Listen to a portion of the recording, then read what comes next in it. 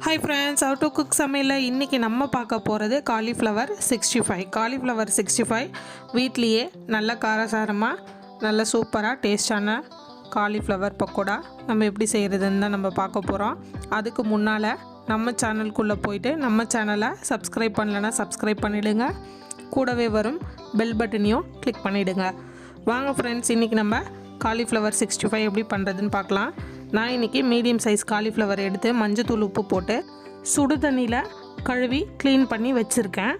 இப்போ நம்ம மசாலா ரெடி பண்ணிடலாம். ஒரு பவுலில் 2 ஸ்பூன் மைதா மாவு சேர்க்குறேன். எல்லாமே இதே ஸ்பூன் அளவுக்கே நான் சேர்க்குறேன். 2 ஸ்பூன் கார்ன்ஃப்ளவர் மாவு சேர்க்குறேன். 2 ஸ்பூன் கடலை மாவு சேர்க்குறேன்.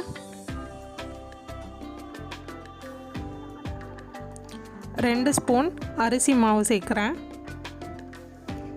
எல்லாமே இதே ஸ்பூன் அளவுக்கு தான் நான் சேர்க்குறேன். 1/2 ஸ்பூன் மிளகுத்தூள், 1 ஸ்பூன் கரம் மசாலா தூள், 1 spoon Kashmir red chilli powder எடுக்கிறேன்.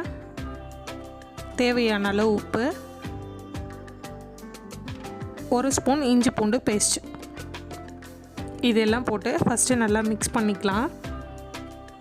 மிக்ஸ் பண்ணிவிட்டு மீடியமான திக்கான பதத்துக்கு இது கொஞ்சம் கொஞ்சமாக நம்ம தண்ணி சேர்த்து கலந்துக்கலாம். ரொம்ப தண்ணியாக இருந்தால் நம்ம 65 மாவு அந்த காலிஃப்ளவரில் நல்லா ஒட்டாது. அதனால் கொஞ்சம் திக்கான பேஸ்ட்டுக்கு இங்கே பாருங்கள், இந்த மாதிரி திக்கான பேஸ்ட்டுக்கு கரைச்சிக்கலாம். நான் இன்றைக்கி காஷ்மீர் ரெட் சில்லி பவுடர் போட்டதுனால அந்த கலரே சூப்பராக வந்திருக்கு. இப்போ நான் காலிஃப்ளவர்லாம் அதில் சேர்த்துக்கிறேன்.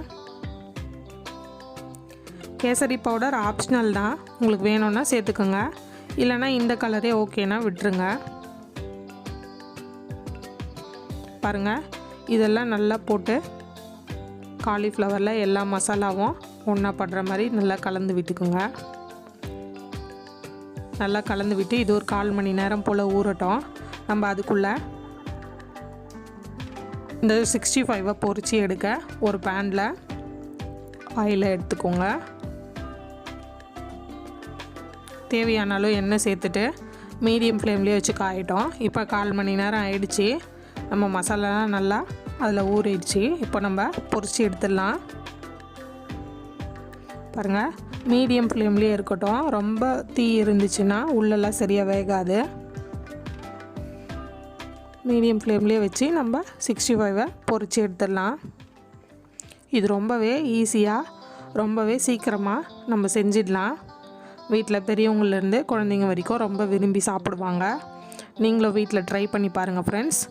எவ்வளோ நல்லா கலர்ஃபுல்லாக எவ்வளோ நல்லா சூப்பராக நம்ம 65 ரெடி ஆகிட்டுருக்குன்ட்டு பாருங்கள். பார்க்கவே இப்போவே சாப்பிட்ணும் போல் இருக்குது. நீங்களும் வீட்டில் ட்ரை பண்ணி பாருங்கள் ஃப்ரெண்ட்ஸ். நம்ம காலிஃப்ளவர் 65 இந்த மாதிரி முறையில் நீங்களும் வீட்டில் ஒரு முறை செஞ்சு பாருங்கள். செஞ்சு பார்த்துட்டு எனக்கு எப்படி இருக்குன்னு கமெண்ட்ஸ் பண்ணுங்கள். பாருங்கள், இப்போ நான் வெந்துருச்சு எடுத்துடுறேன். எடுத்துகிட்டு இப்போ நான் எப்படி பிரித்து காட்டுறேன் பாருங்கள். உள்ளே எந்த அளவுக்கு நல்லா வெந்து நல்லா காரசாரமாக நல்லா கிறிஸ்பியாக நம்ம காலிஃப்ளவர் ரெடி ஆயிடுச்சின்னு பாருங்கள். நீங்களும் வீட்டில் இந்த மாதிரி செஞ்சு பார்த்துட்டு எனக்கு கமெண்ட்ஸ் பண்ணுங்கள், ஷேர் பண்ணுங்கள், லைக் பண்ணுங்கள். அப்படியே மறக்காமல் சப்ஸ்கிரைபும் பண்ணிவிடுங்க. Thank you friends.